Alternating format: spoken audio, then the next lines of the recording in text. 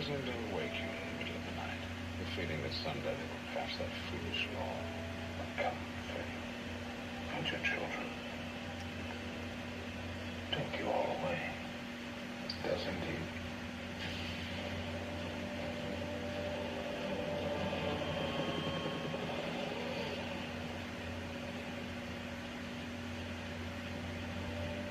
I feel a great swell of pity for the poor soul who comes to that school looking for trouble.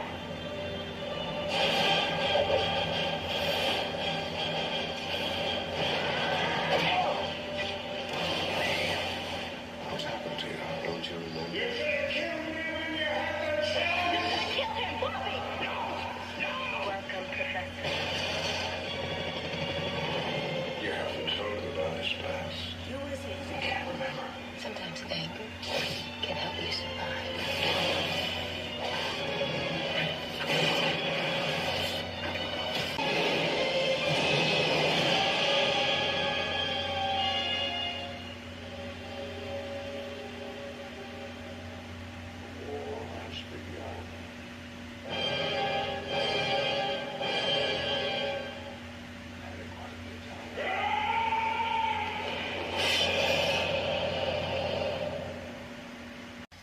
Or I'm sorry, X2, because X-Men 2 is just too much for this movie. We had to shorten it to make it seem cool, which, then again, probably works out better for it. But the plot is inspired by the graphic novel God Loves, Man Kills, in which they pit the X-Men and their enemies, the Brotherhood, against the genocidal Colonel William Stryker, played by Brian Cox. He leads an assault on Professor Xavier's school to build his own version of Xavier's mutant tracking computer, Cerebro, in order to destroy every mutant on Earth. And you know, up until we got to the most recent X-Men films, like Days of Future Past, this is probably my favorite X-Men movie of the bunch. I mean, all the problems that were in the original X-Men movie are completely fixed here. The characters all seem to have a purpose to being there. We get a lot more better character development, including people that were kind of the weakest parts of the last movie. Anna Paquin's Rogue and Halle Berry's Storm, to be exact. They went from being bland characters in the first film to becoming more likable and more necessary to the group in this particular film. And the new characters they add in here are pretty cool to watch. Brian Cox is William Stryker, Alan Cumming is Nightcrawler. He shares a close resemblance to the character in the comics Nightcrawler does, which I thought was pretty impressive that they were able to do that. The action sequences, I think, are very impressive to watch. There's a lot of great tension in these action sequences. You really didn't know at first how it was going to end or who's going to come out as the victor of this. The plot and the story are more concrete and more understandable, unlike something like Daredevil, the last Marvel movie that came out. You know what's going on, you know what's at stake, and you know why they have to stop the threat.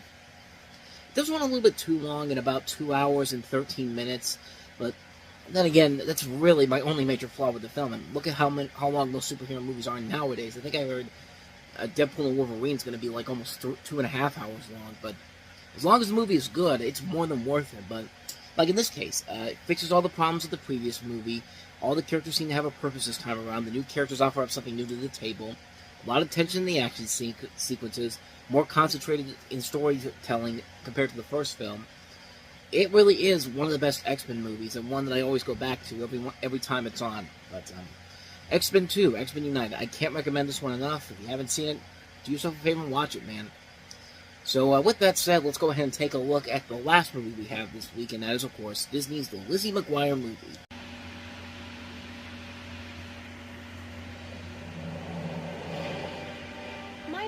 Lizzie McGuire. You are an outfit repeater. Does she not have anything better to do than make my life miserable? Welcome to the most important day of my life. My big chance to show the world who I am.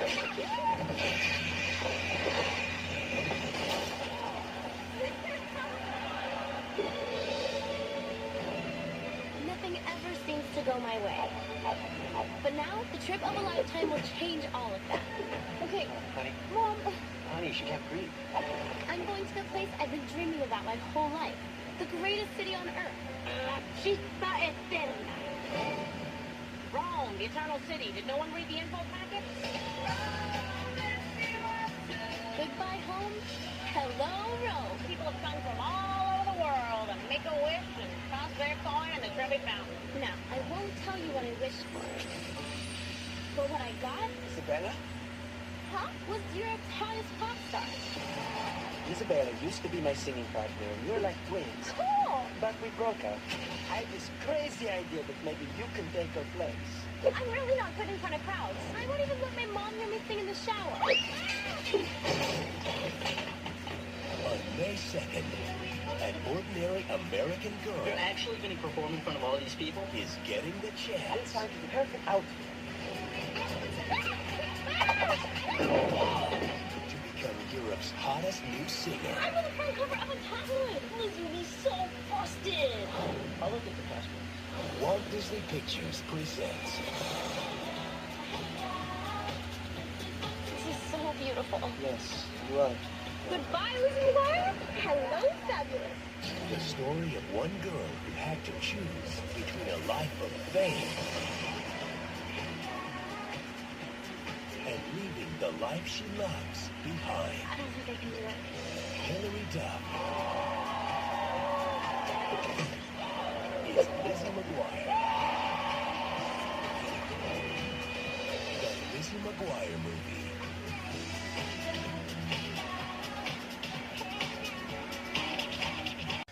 Okay, I don't remember watching the TV show as much, but how many times does Lizzie McGuire fall like that in the trailer, in the TV show?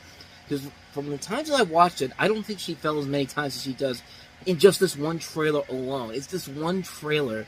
She falls 3 times in this trailer, and it's just like, I don't know if that was a character trait that was in the TV show. Like I said, it's been a while since I've watched it, but this is, of course, the movie version of that show, and this is the final episode of that show, pretty much. It's basically the finale of the show, told as this movie. And it's interesting because the animated character that always shows up in the TV show is in the movie, despite what this trailer tells you. It basically makes you think that the animated character that always was like Lizzie's inner thoughts was not in the movie, but she's very much in the movie. So I don't know why they decided not to include her in this trailer, but essentially you have a story where Lizzie goes on a graduation trip to Rome. She's graduated from junior high, and it's essentially becoming a Prince and the Pauper story because she meets this guy who was part of this music group, and she's a dead ringer for his partner.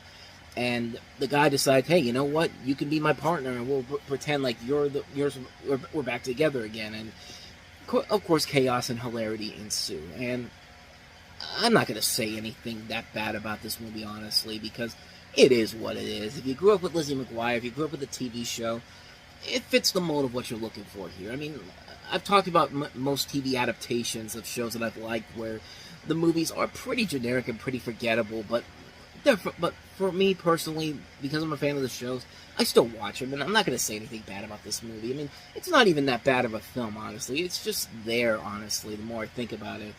And I guess it does a good job of showing off a bigger movie, a bigger episode adventure compared to the TV series. You can clearly see the budget is there.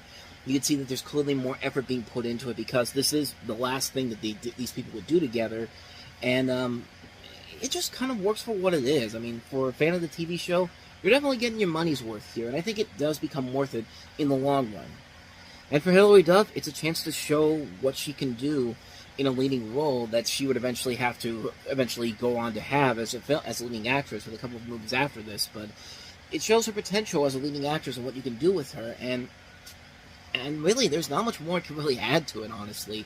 It's a film that's just like, did you watch the show? You're going to love this movie because of that. I mean, it's literally on that wavelength. I mean, there's nothing really all that bad about it in particular. It's just a film that is, essentially a feature-length adventure with Lizzie McGuire, and it just works on that level.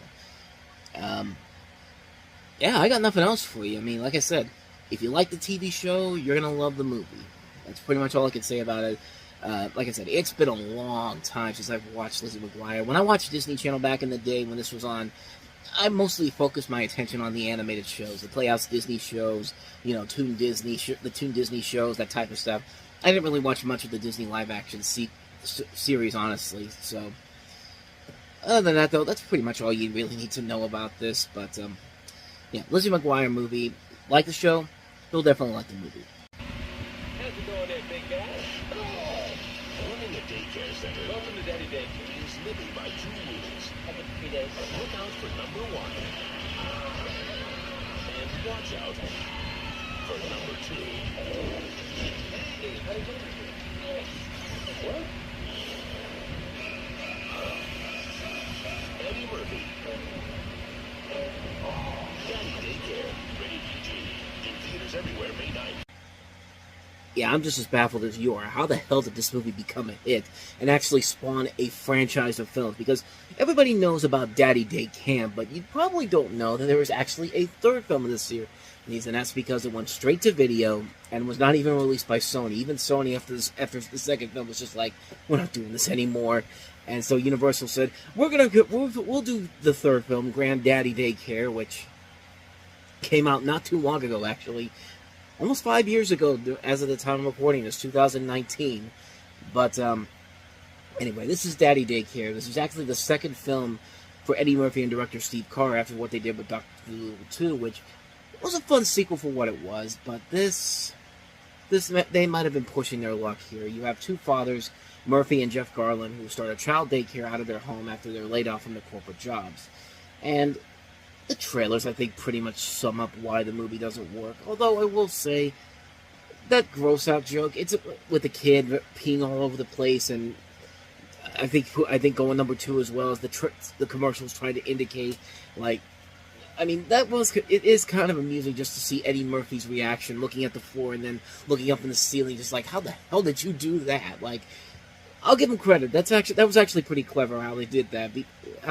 But yeah, everything else about this movie is just pretty bland.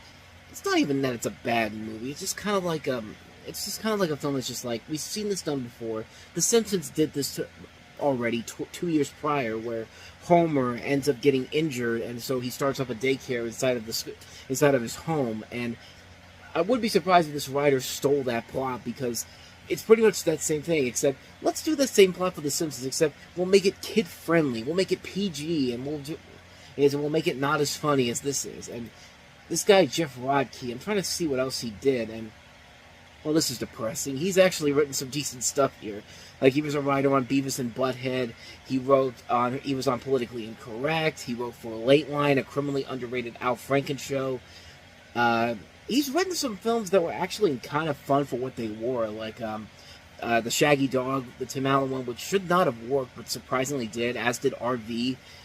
But then again, he also did stuff like the sequel Daddy Day Camp and Good Luck Charlie, It's Christmas. So, in a way, I should be disappointed, but considering what's after this movie, I shouldn't be that surprised. But bottom line, you have what you expect in a movie like this. You've got a lot of things that you expect this film to have that's going to be like a predictable, cliched, riddled kids film. Nothing too funny, nothing too amazing about it. Just, it shuts the kids up, and it's for something that's like, you know, if you're babysitting somebody's kids and you want to watch a movie, I guess it's fine for that. But the craziest thing about this movie was how successful this movie really was, because this thing brought in $160 million worldwide, over a $60 million budget. Considering that Eddie Murphy had just had 3 of the biggest flops of his career with Showtime, Pluto Nash, and then I Spy the year before, it's just like, I just couldn't believe that this was actually the big success that it was. And, like, even by the time that second film came out, nobody really even cared about that second film when it came out. But they did it anyway because the first film was so successful. And, I mean, I don't know. I mean, me personally, it's a film that I clearly can see not really working out as well. It's a film that's clearly what it's intended to be. For little kids, it's fine for what it is. There's nothing really that harmless. Let me rephrase that. It's a very harmless film. It does exactly what you think it's going to do. And I've seen far worse movies that have stooped to such lower standards than this movie does. I mean, the second film in the series does that. So, you wouldn't want a bad movie with Daddy Daycare in front of it. Wait until we get to the second one, which unfortunately went to theater. So, of course, when we get to 2007 and that movie comes out, I have to talk about it.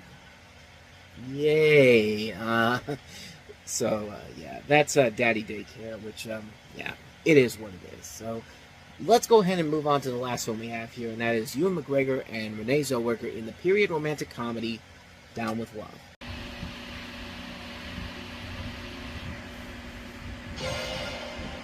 Hello, baby.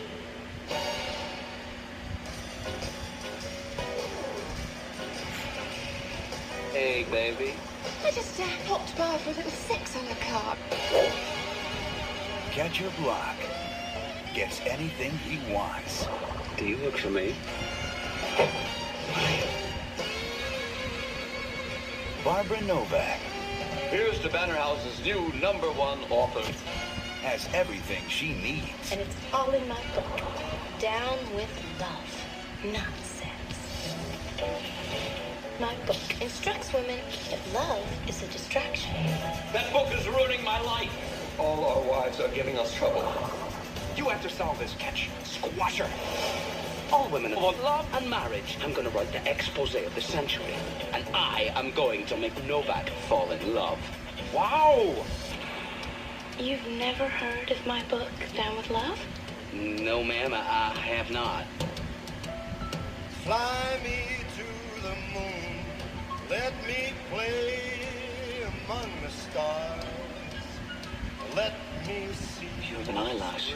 Make a wish. Jupiter and Mars. In other words, Crazy, isn't it? I can't stop thinking of you. I can't do this. You've got it bad.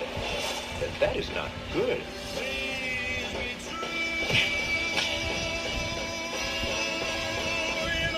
I don't want love. It's against everything I stand for.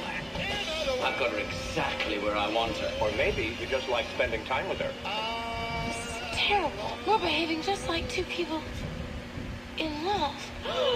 Uh-oh. Down with Love. Starting to see why this guy almost got the Fantastic Four. I mean, he was going to direct the Fantastic Four movie in 2005, but I guess creative differences played a huge part in him not getting it. But it really would have been interesting to see what he would have done with Fantastic Four. But he turned out to be a pretty good superhero director with the Ant-Man films. Most of the Ant-Man films. The third one, not so much. But Down with Love, as you can tell, it's very much an homage to the 1960s American no-sex comedies such as Pillow Talk and Lover Come Back, which features Rock Hudson, Doris Day, and Tony Randall, who coincidentally is in this movie. And the film is essentially centers around a woman played by Renee Zellweger who advocates female independence in combat with Lothario. The plot reflects the attitudes and behavior of the early pre-sexual revolution 1960s, but has an anachronistic conclusion driven by most media and post-feminist ideas and attitudes, with Ewan McGregor being being the love interest in this movie. And it is a film that I actually really do admire for what they do here. It's not just a great homage to those 1960s movies I talked about, but it's just a film that it just works on so many levels, from the visual aspect to the comedic aspects to the fact that they got as many notable talents in this film as they could. I mean, we're not only talking about Renee Zellweger and Ewan McGregor, but Sarah Paulson, David Hyde Pierce, Rachel Dratch, Tony Randall, like I said, Jack Plotnick, Jerry Ryan, Melissa George, Chris Parnell's in the film as well. You could tell that this film is just a loving satire of the 1960s movies of the time, but also doing it in a modern setting, which I really give it a lot of credit for doing. And some people said the chemistry between Renee Zellweger and Ewan McGregor didn't work here. I disagree. I think it works very well. These are two very talented actors who know what they're doing.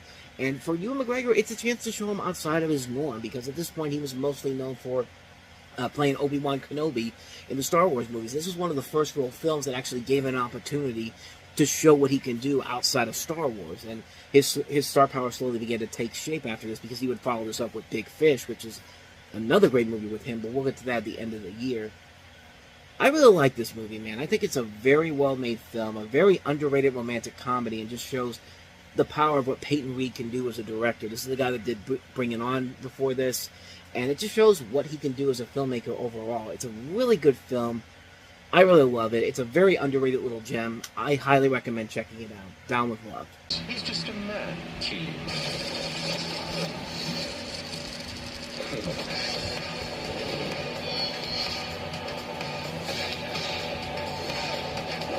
What if I asked you to stay out of this, no matter what? To stay out of the Matrix? Why?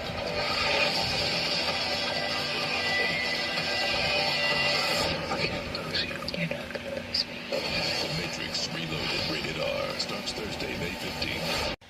Now, of course, with the first Matrix movie, I wasn't really the biggest fan of it. I do appreciate the visual style of it and the things that it tried to accomplish, but I just never really saw it as that great of a movie in general. I thought it was just alright, but apparently I'm one of the few people that thinks that, because now we have the sequel, the first of 2 sequels, because they're doing the Back to the Future thing where they shoot both the sequels back to back, and apparently this was starting a new trend, because after this, we had Pirates of the Caribbean do it.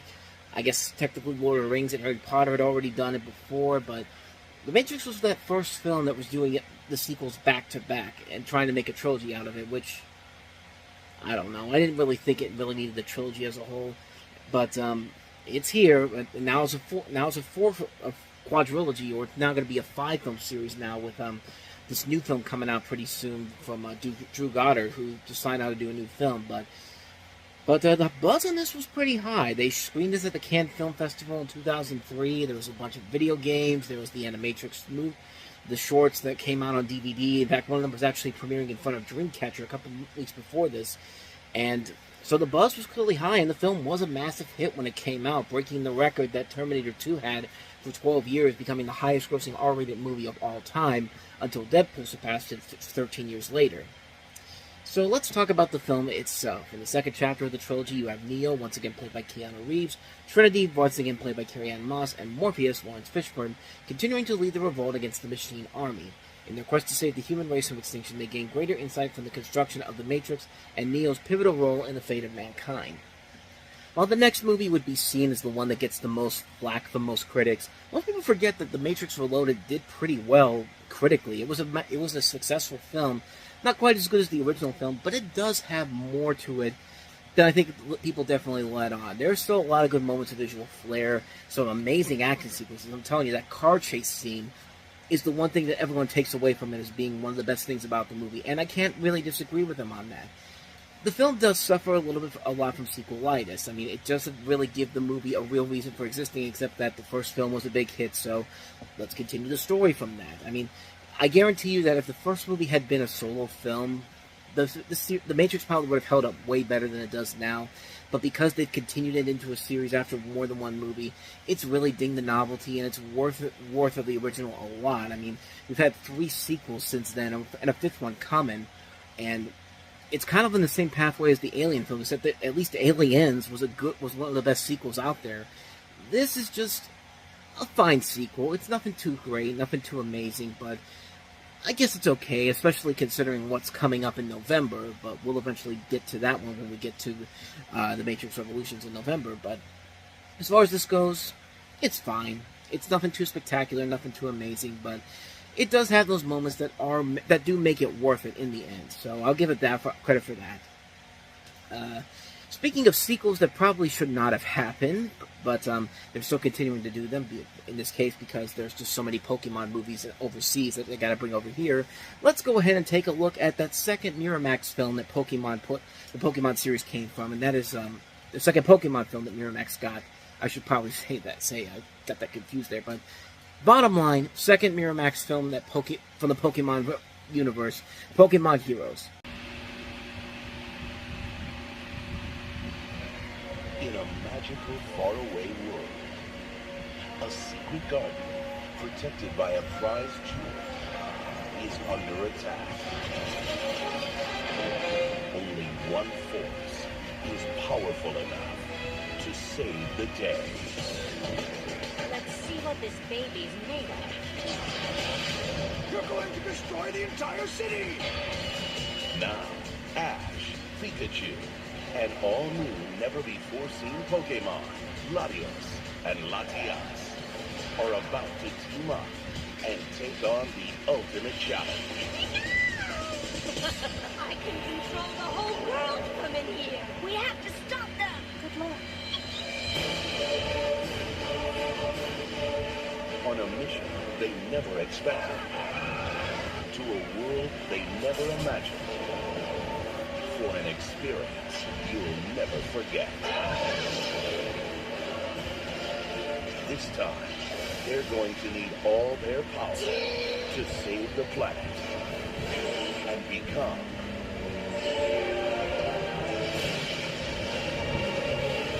Pokemon Heroes. Get ready for the most action-packed Pokemon adventure of all time. Only in theaters this spring. Save the Pikachu, save the world, because of course that's what Heroes was. That was their slogan for that show when that came out 3 years later. Save the cheerleader, save the world. But that's not the important thing we're talking about right now. We're talking about Pokemon Heroes, which is notable for a couple of reasons. One, it's the 5th film in the Pokemon film series. 2, it's the first film to use digital ink and paint. Second, it's the second theatrical release by Miramax Films since they took over the Pokemon library and basically created it through the completion bond company they had. But most notably, it's the last film to receive a North American theatrical release for Pokemon until we get to Pokemon the movie I Choose You, and actually the last one to feature the main cast from the first 5 seasons until the CGI remake of the first movie. And in this particular film, you have the main characters Ash, Misty, and Brock continuing their journey through the Johto region. The main location of the film is based on Venice, Italy. The name given to the city is Alta Mare, meaning high sea in the Italian language. Although it's part of the group's adventure in Johto, the film takes place on an island off the mainland.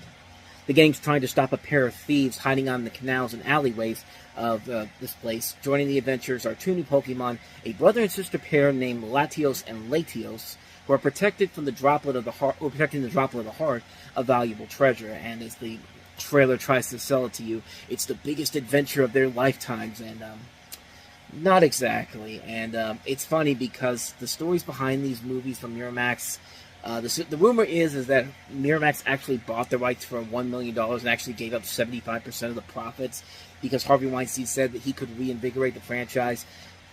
Yeah, Pokemon was kind of going out of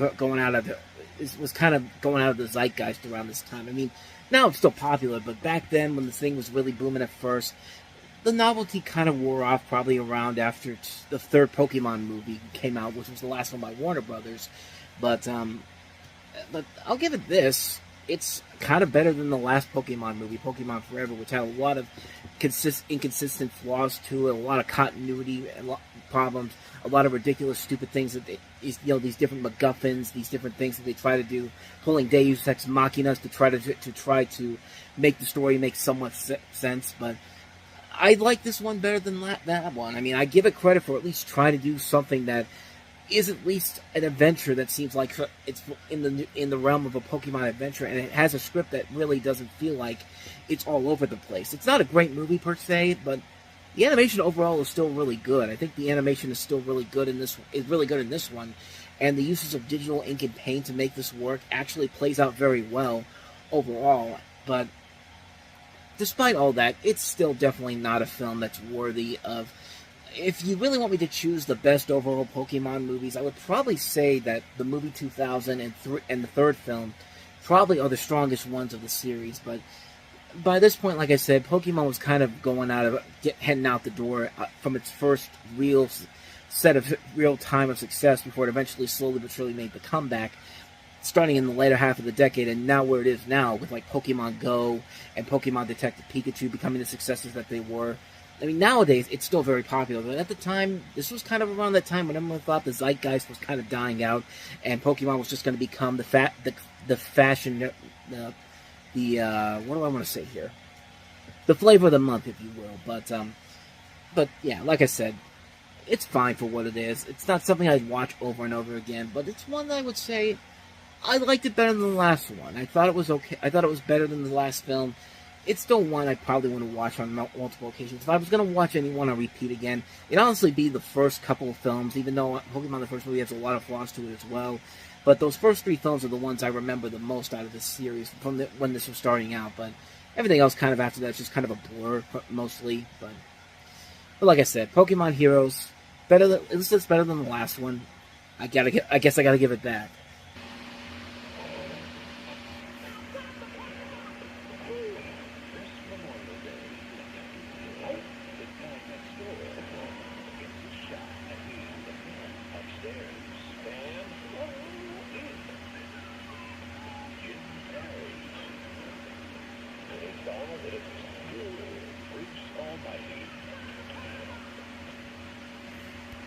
And just like how Liar Liar was the big success in 1997, this was also a big success, in fact, an even bigger success. At the time, it actually surpassed expectations. Everyone thought The Matrix Reloaded was just going to dominate in the summertime. But this thing went on to become a massive hit, making like $86 million in its opening weekend, which was a record at the time, and was, I think, the highest grossing comedy opening weekend of all time up until probably Deadpool in 2016. And even after that, that was replaced by Barbie as of this past year.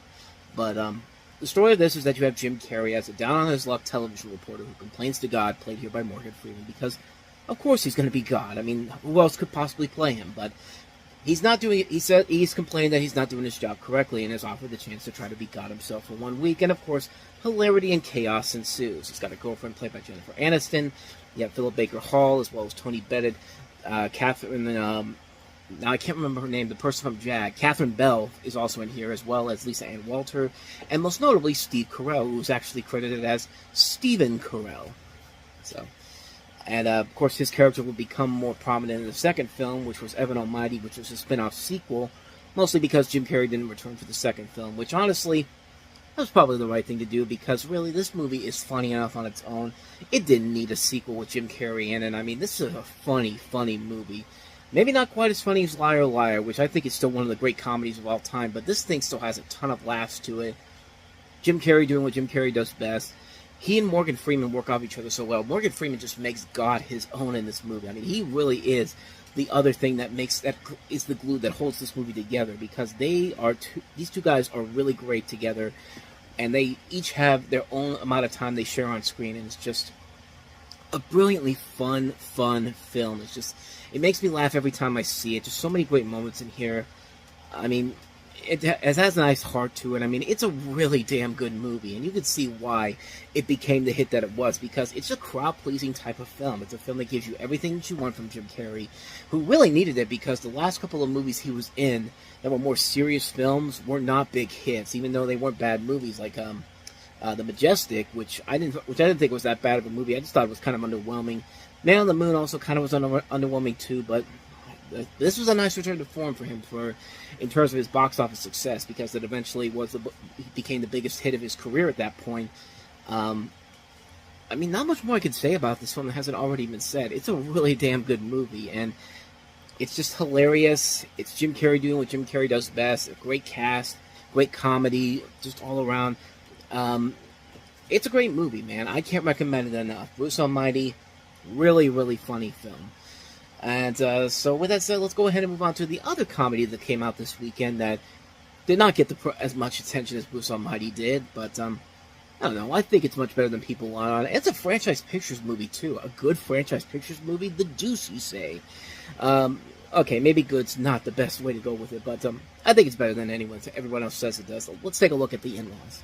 This gentleman will need surgery. It's not a big deal. But worst you lose a pound. Steve knows danger. You're a smuggler, a pimp with the CIA. No way to kill him. Oh, Anne's enough already. On May 23rd, Our son and daughter are going to be married. We're stuck with each other. the family that spies together Give me a hug. stays together. We're fine. Michael Douglas, Albert Brooks, The In-Laws, rated PG-13. Starts Friday, May 23rd. Like I said, it's rare to get a good franchise pictures movie, let alone a comedy from them.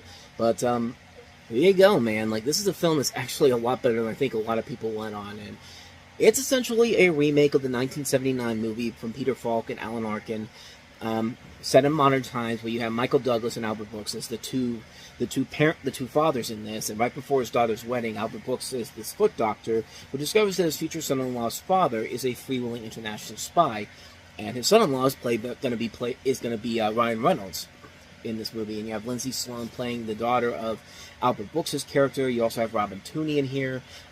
Kristen Chenoweth has a cameo in here as well. Candice Bergen's also in the movie as well. I mean, I like this movie, and I like it because the camaraderie between Michael Douglas and Albert Brooks is absolutely hilarious. I love the camaraderie between the two of them. I think they're very funny together. They have a lot of great moments in this movie that do make me laugh, and they're the two things that really do carry the load of the movie in general. Ryan Reynolds is not really given a whole lot to do. Neither is really, Lindsay Sloan. They're just kind of there to just be the couple in general, and they don't have as many funny moments as they probably should, but Then again, this was still early on in Ryan Reynolds' film career, so nobody was really giving him that much to do except to just be Van Wilder before he eventually became the Ryan Reynolds that we know today. But, I mean, I thought it was very funny. I thought it was very enjoyable. Like I said, it works because Michael Douglas and Albert Brooks have that great chemistry together. It's not as good as the original In-Laws, obviously. I mean, it's tough to say that. It's tough to even think that, honestly. But, you know, it's just a really fun movie, man. I just really have a lot of good fun memories of it. I think it gets a bad rap because, honestly, I think it's a lot better than people let on. It's a real fun movie. If you go into it on the right mindset, you can find a lot to admire about it, honestly. I recommend The In-Laws. Definitely give it a shot.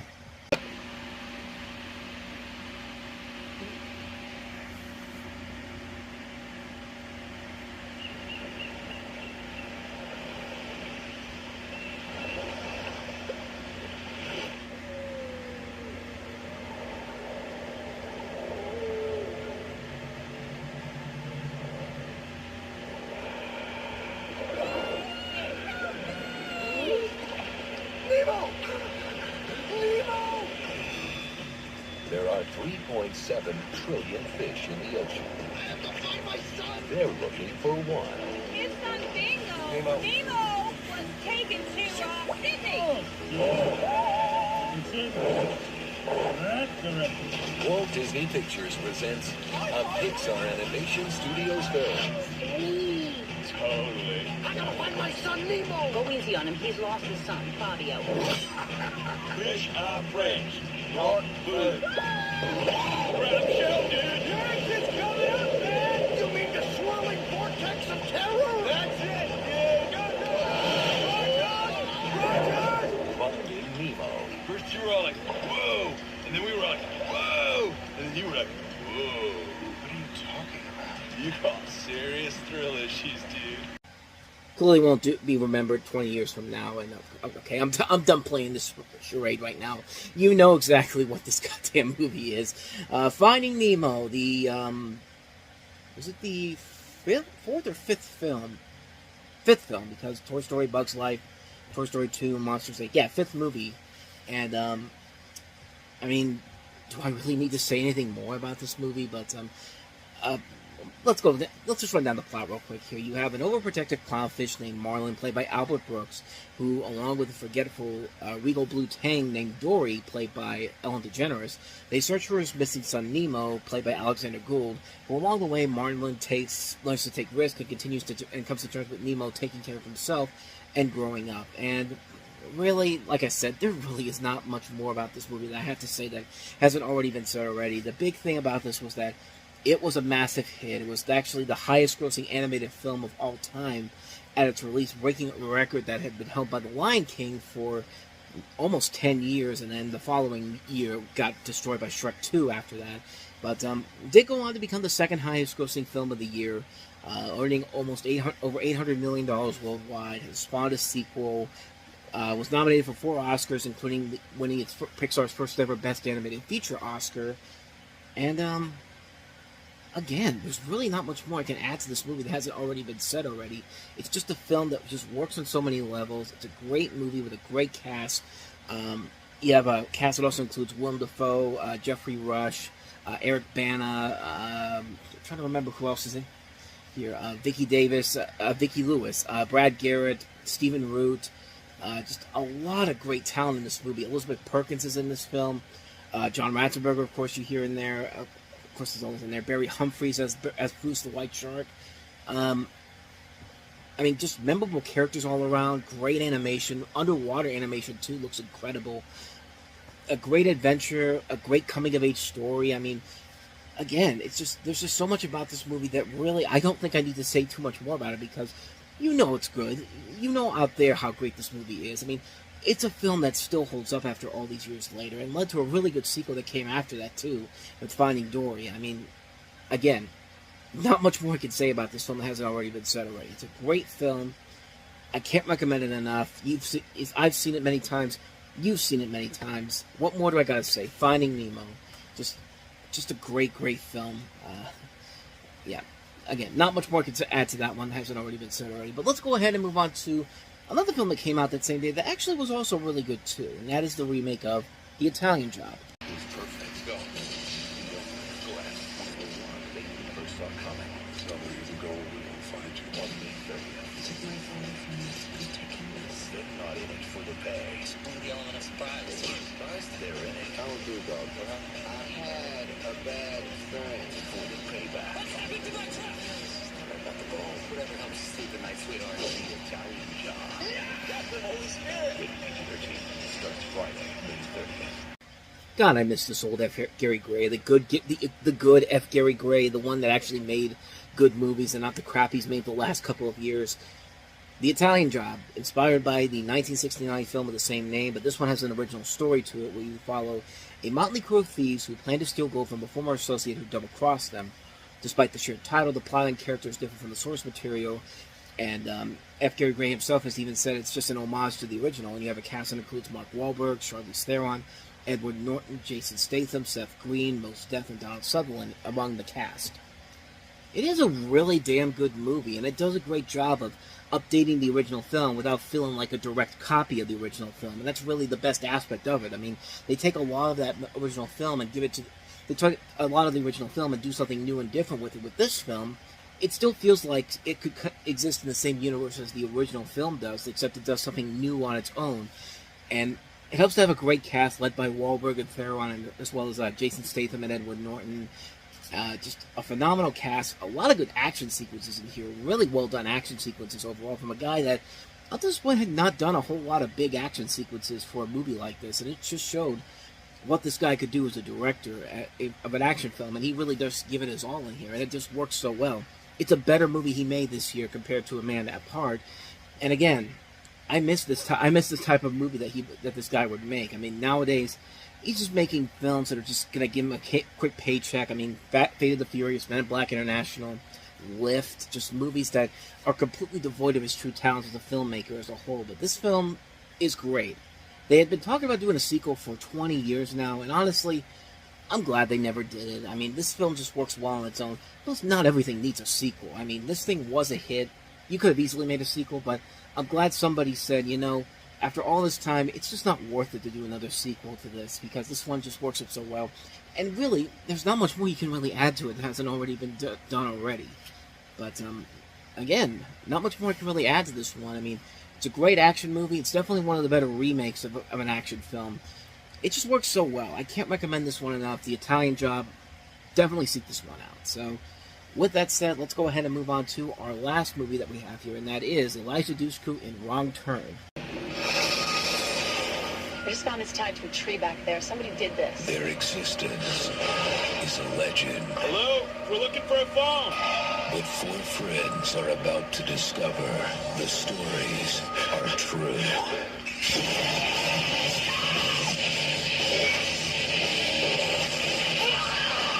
Wrong Turn, rated R.